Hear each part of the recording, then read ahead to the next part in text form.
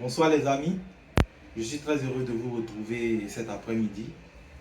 Et comme annoncé il y a quelques semaines de cela, Dieu nous a fait la grâce de sortir notre troisième ouvrage intitulé 12 principes inestimables de la destinée divine. Donc aujourd'hui est le 21 mars et c'est la sortie officielle de cet ouvrage. Je fais donc cette vidéo pour vous parler un peu de ce troisième ouvrage. Mais pour ce faire, je vous propose la méthodologie suivante. Nous allons d'abord étudier une portion de la parole de Dieu et on va en tirer des leçons de cette portion de la parole de Dieu. Et juste après, je vous parlerai un peu de l'intérêt d'acquérir cet ouvrage qui est vraiment une pépite qui est destiné à vous aider à clarifier notre chemin ici-bas. Donc sans plus tarder, nous allons prendre notre Bible dans la parole, Matthieu 20, à partir du verset 20. Donc je lis, on lit ensemble. Alors la mère des fils de Zébédée s'approcha de Jésus avec ses fils et se prosterna pour lui faire une demande. Il lui dit, que veux-tu? Ordonne, lui dit-elle, que mes deux fils que voici soient assis dans ton royaume, l'un à ta droite, l'autre à ta gauche. Jésus répondit, vous ne savez pas ce que vous demandez. Pouvez-vous boire la coupe que je dois boire? C'est un verset important à souligner. Pouvez-vous boire la coupe que je dois boire? Nous le pouvons, dit-il. Il leur répondit, il est vrai que vous boirez ma coupe, mais pour ce qui est d'être assis à ma droite et à ma gauche, cela ne dépend pas de moi et ne sera donné qu'à ceux à qui mon Père l'a réservé. C'est une phrase importante à souligner. Ne sera donné qu'à ceux à qui mon Père l'a réservé. Les 10, ayant entendu cela, furent indignés contre les deux frères. Jésus les appela et dit, vous savez que les chefs des nations les tyrannisent et que les grands les asservissent. Il n'en sera pas de même au milieu de vous. Mais quiconque veut être grand parmi vous, qu'il soit votre serviteur. Et quiconque veut être le premier parmi vous, qu'il soit votre esclave. C'est ainsi que le Fils de l'homme est venu, non pour être servi, mais pour servir et donner sa vie comme rançon pour plusieurs. Soulignez ce dernier verset. C'est ainsi que le Fils de l'homme est venu, non pour être servi, mais pour servir et donner sa vie en rançon pour plusieurs. Cette portion de la parole de Dieu nous enseigne tellement de leçons. On ne pourra pas aborder toutes ces leçons, mais cet après-midi, j'aimerais partager avec vous 4 grandes leçons qu'on peut tirer de cette portion de la parole. Voici une mère qui s'approche de Jésus et qui demande une position de grandeur pour ses enfants, qui demande une position privilégiée pour ses enfants. Et la première leçon qui sort de ce texte, c'est que Jésus n'a pas condamné la mère de Jean et Jacques pour son désir de voir ses enfants dans une position de grandeur auprès de lui. Il n'a pas essayé de dissuader vraiment la mère de Jean et Jacques d'aspirer à la grandeur pour ses enfants. Déjà même noté que le thème que je veux partager, c'est que il y a une voie royale pour vivre sa grandeur dans le royaume. Et c'est cette voie royale-là que je veux nous montrer cet après-midi. Donc ça, c'est le thème. La voie royale pour vivre sa grandeur selon les valeurs du royaume de Dieu. Donc, Jésus n'a pas dissuadé la mère de Jean et Jacques d'aspirer à la grandeur. Il a plutôt essayé de lui montrer, au fait, les étapes qu'il fallait suivre pour atteindre la grandeur. Donc, n'ayez pas peur si donc ne vous sentez pas mal d'aspirer à la grandeur. Ne vous sentez pas triste ou bien gêné de vouloir être en position élevée ou bien de vouloir être dans une certaine posture où vous pouvez avoir un contrôle sur les circonstances de la vie et sur les défis de la vie. C'est un désir légitime. Si c'était un mauvais désir, Jésus n'allait même pas essayer de montrer la voie qu'il fallait suivre pour y arriver. Il n'allait même pas appeler ses disciples pour leur faire une masterclass sur la voie à suivre pour devenir grand dans le royaume. Le désir d'aspirer à la grandeur réside dans le cœur de tout être humain et c'est normal. La Bible dit dans Genèse 1, verset 26, que Dieu créa l'homme à son image et selon sa ressemblance pour qu'il domine sur les animaux, etc., etc. Donc, Dieu a investi en chacun de nous vraiment le désir de grandeur, le désir de domination. La seule nuance, c'est que cette domination-là, ce n'est pas sur nos semblables, ce n'est pas sur les autres êtres humains. C'est plutôt sur la nature, l'environnement, les animaux, les circonstances.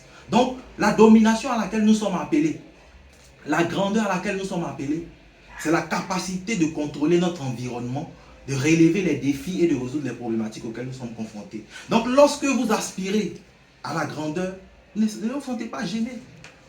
Aspirer à la grandeur n'est pas contradictoire à votre vie de piété ou bien à votre vie de foi.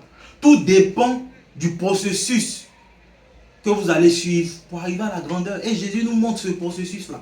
Donc ça, c'est la première leçon que je veux qu'on retienne. N'ayez pas honte, n'ayez pas peur d'aspirer à la grandeur. Si vous n'aspirez pas à la grandeur, même vous devez vous poser des questions. Il y a un souci. Parce qu'un homme normal, tout homme normal a envie d'avoir un certain contrôle sur son environnement, sur ses circonstances et sur les challenges, les défis auxquels il est confronté. C'est un désir légitime. Christ n'est pas contre ce désir, Dieu n'est pas contre ce désir. Tout va dépendre de comment est-ce que vous allez faire pour manifester et accomplir ce désir. Ça, c'est la première leçon. La deuxième leçon, c'est que Jésus demande à la maman de Jean et Jacques, pouvez-vous boire la coupe que je dois boire? Ça, c'est une question fondamentale. Voici une mère qui aspire à la grandeur pour ses enfants.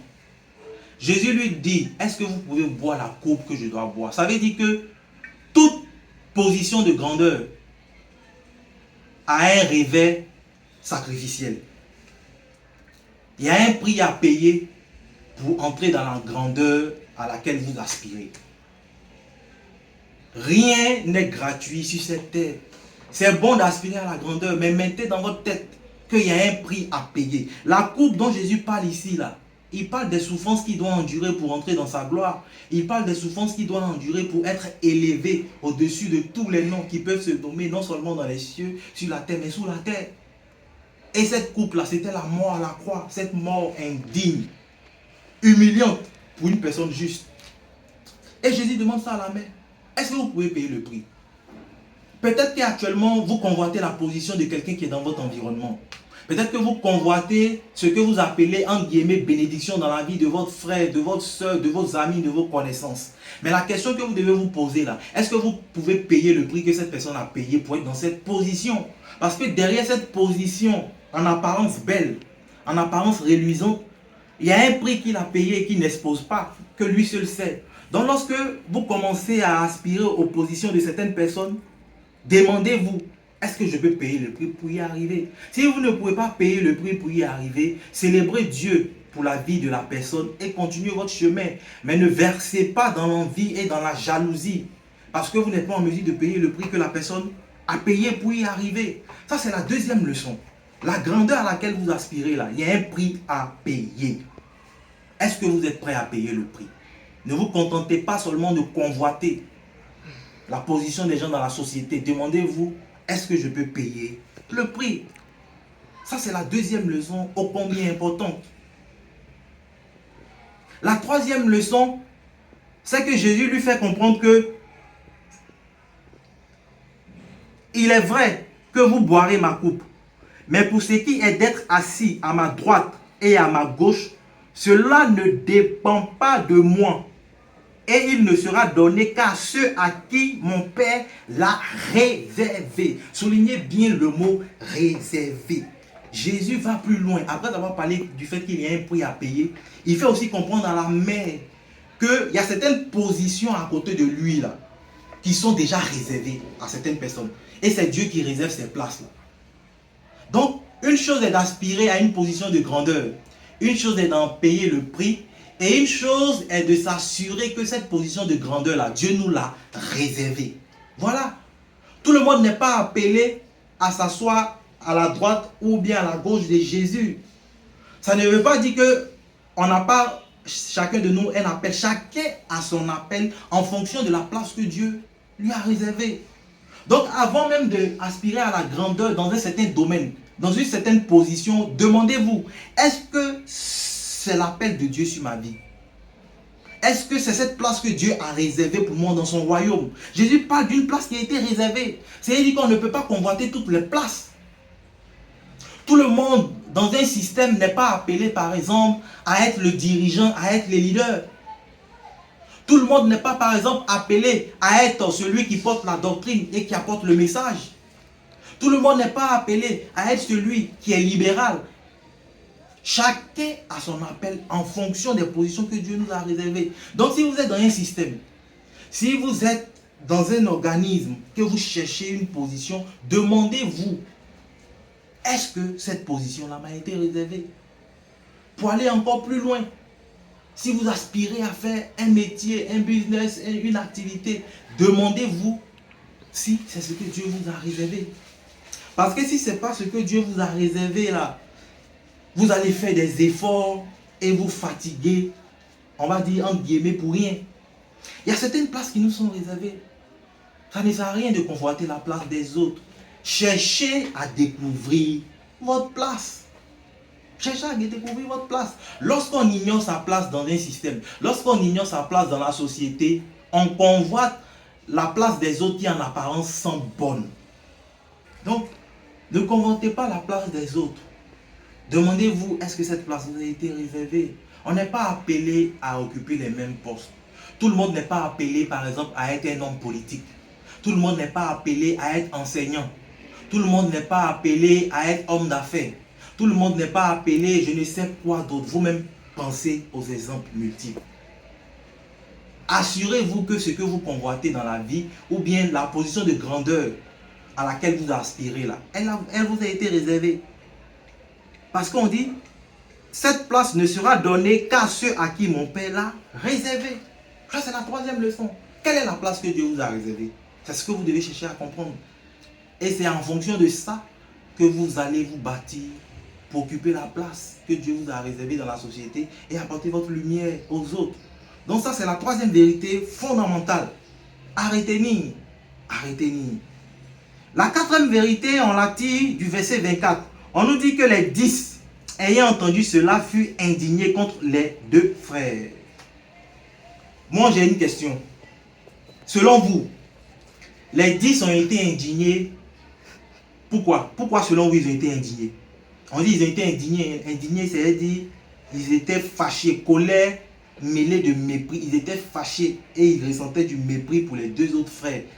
Selon vous, pourquoi? Est-ce que c'est parce qu'ils pensent que la demande des frères, de Jean et Jacques, pardon, est mauvaise, n'est pas éthique, qu'ils sont fâchés? Ou bien ils sont fâchés pour d'autres raisons? En tout cas, moi, me basant sur d'autres portions de la parole de Dieu, je pense que les disciples ici, là, ils ne sont pas fâchés parce qu'ils sont mieux ou bien ils sont plus pieux que Jean et Jacques. Non. Ils sont fâchés parce que Jean et Jacques les ont dévancés dans cette demande. Ils auraient aimé être à la place de Jean et Jacques pour demander ça à Jésus. Pourquoi je dis ça? On a plusieurs autres passages de la Bible où on voit les disciples à chaque fois se disputer pour savoir entre eux qui est le plus grand. C'était récurrent. Ça veut dire qu'ils s'aspiraient tous à la grandeur. Il n'y a aucun d'entre eux qui ne voulait pas la grandeur. Voilà que Jean et Jacques les dévancent. Ils prennent le taureau par les cornes pour aller demander à Jésus une place de domination, une place d'autorité. Et ils sont indignés. De prime abord, on croyait qu'ils sont indignés parce que ce que Jean et Jacques sont en train de faire n'est pas bien. Mais c'est parce qu'eux-mêmes là, ils cherchent ça aussi. Ils ne sont pas capables de le dire. Voilà pourquoi peut-être souvent dans votre environnement, lorsque vous parlez de vos aspirations de grandeur à d'autres personnes, ils essaient de vous dissuader ou bien ils essaient de vous donner l'impression que vous êtes méchant ou bien que ce que vous essayez de faire n'est pas bien. Ils essaient de vous donner l'impression que ce rêve de grandeur que vous avez là ne vient pas de Dieu ou bien vient de l'ennemi, alors qu'il aimerait bien être à votre place. Et c'est ce que les disciples expriment ici. S'ils n'aspiraient pas à la grandeur, pourquoi dans plusieurs passages de la parole que vous-même vous pouvez retrouver, ils se disputent à chaque fois pour savoir qui est grand? Parce que tous ils voulaient la grandeur. Tous les hommes veulent la grandeur. Il n'y a aucun homme qui ne veut pas la grandeur. Maintenant, Jésus va faire une masterclass sur comment acquérir la grandeur, sinon comment atteindre la grandeur dans le royaume. Cela nous amène à la 5e et dernière leçon que nous allons tirer de cette portion de la parole. Jésus les appela et dit: vous savez que les chefs des nations les tyrannisent et que les grands les asservissent. Il n'en sera pas de même au milieu de vous. Mais quiconque veut être grand parmi vous, qu'il soit votre serviteur. Et quiconque veut être le premier parmi vous, qu'il soit votre esclave. C'est ainsi que le Fils de l'homme est venu, non pour être servi, mais pour servir et donner sa vie en rançon pour plusieurs. Donc ici, Jésus leur montre la voie royale pour manifester leur grandeur. Il les fait comprendre d'abord que dans la pensée, dans la sagesse humaine, le plus grand, c'est celui qui domine les autres. Le plus grand, c'est celui qui maltraite, qui tyrannise les autres. Jésus les fait comprendre que non, non. Dans la conscience, dans la philosophie du royaume de Dieu, là, le plus grand, ce n'est pas celui qui martyrise, qui tyrannise ou bien qui voue les autres en esclavage. Non. Le plus grand, c'est celui qui sait. Et il va encore plus loin que celui qui va être le plus grand parmi vous, qui soit un esclave. C'est une métaphore pour montrer à quel point dans le royaume, là, le leadership est basé sur le service. La grandeur est basée sur le service. Si vous voulez être grand dans le royaume, si vous voulez être grand ici-bas, selon les valeurs de Dieu, vous devez chercher à servir. Et il va encore plus loin en nous montrant comment est-ce que ce service doit se faire et sur la base de quoi ce service doit se faire. Il dit: c'est ainsi que le Fils de l'homme est venu, non pour être servi, mais pour servir et donner sa vie en rançon pour plusieurs. Je le répète, mais pour servir et donner sa vie en rançon pour plusieurs. Servir et donner sa vie en rançon pour plusieurs. Donner sa vie en rançon pour plusieurs, qu'est-ce que ça représente dans la vie de Jésus? Donner sa vie en rançon pour plusieurs, là, ça représente la destinée de Jésus sur terre. Ça représente la mission que Dieu, dans sa souveraineté, a conçue pour Jésus. À l'époque de Jésus, tout le monde n'était pas appelé à donner sa vie pour le salut de l'humanité. Non. Cette place-là, Dieu avait réservé ça uniquement à Jésus-Christ. Voilà pourquoi Jésus nous a servi sur la base de cette destinée que Dieu lui a donnée. La voie royale pour manifester la grandeur que Dieu vous a donnée là, c'est de découvrir votre destinée et de servir les autres sur la base de cette destinée. Le service, pour entrer dans sa grandeur, ne se fait pas sur la base de facteurs superficiels ou bien ne se fait pas sur la base de facteurs ponctuels, de facteurs passagers. Non, le service durable se fait sur la base de la découverte et de la manifestation de notre destinée. Et c'est ce que Jésus a fait. Il a découvert très tôt sa destinée et il s'est formé et il a exercé sa destinée et il est reparti d'où il est venu. Voilà, aujourd'hui, il est l'homme le plus influent de tout l'univers. Toutes les philosophies confondues reconnaissent cette influence de Jésus là, incontestable. Pourquoi? Parce qu'il a su servir sur la base de la mission que Dieu lui a donnée. Quelle est la mission que Dieu vous a accordée? Découvrez-la, formez-vous et servez dans ce couloir. C'est ainsi que vous allez manifester votre grandeur en maîtrisant votre domaine de talent, en maîtrisant votre domaine de destinée et en servant les autres.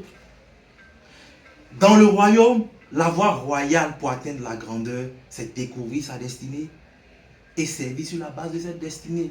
Voilà pourquoi cet ouvrage vient à point nommé 12 principes inestimables de la destinée divine.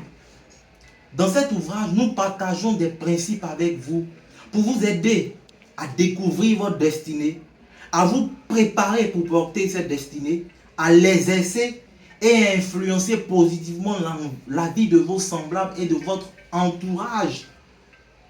C'est la voie royale pour atteindre la grandeur. Votre destinée divine est la clé de voûte de votre service et ce livre-là se consacre à vous aider à découvrir votre destinée divine. Voilà un peu résumé ce que vous allez gagner en acquérant cet ouvrage qui va vous aider vraiment à mettre en cause certaines croyances que vous avez actuellement qui ne sont pas forcément vraies, à mettre en cause la posture que vous avez actuellement, à vous questionner, à vous avoir une analyse critique sur vous-même pour prendre la bonne trajectoire, celle qui est alignée sur votre destinée et prendre la voie royale pour manifester la grandeur que Dieu a déposée en vous. Pour ne pas faire trop long, je vais m'arrêter ici. C'est l'essentiel du message que j'avais à partager avec vous cet après-midi. Le livre est sorti effectivement aujourd'hui, samedi 21 mars. Et il est disponible non seulement directement avec moi, mais également avec la librairie chrétienne universelle et la librairie Cipher. Nous allons partager le contact de ces deux librairies-là dans la description. Nous allons également partager, je vais également partager mon contact dans la description. Acquérez cet ouvrage, lisez-le, analysez-le, préparez vos questions parce que lors de la cérémonie de dédicace et de vernissage de cet ouvrage, nous aurons un dialogue. Nous aurons des échanges profonds pour aller encore en profondeur dans ce sujet ô combien important. La clé de votre grandeur sur terre se trouve dans la découverte, la manifestation et la libération de votre destinée. Merci les amis de m'avoir suivi. Que Dieu vous bénisse et à très bientôt. Au revoir.